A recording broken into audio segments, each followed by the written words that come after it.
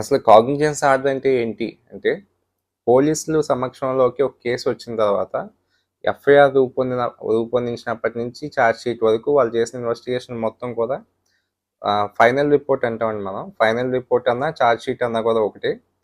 Charge షీట్లో పొందుపరిచి charge sheet వేశారు అంటే ఇన్వెస్టిగేషన్ పూర్తి అయిపోయిందని అర్థం అండి.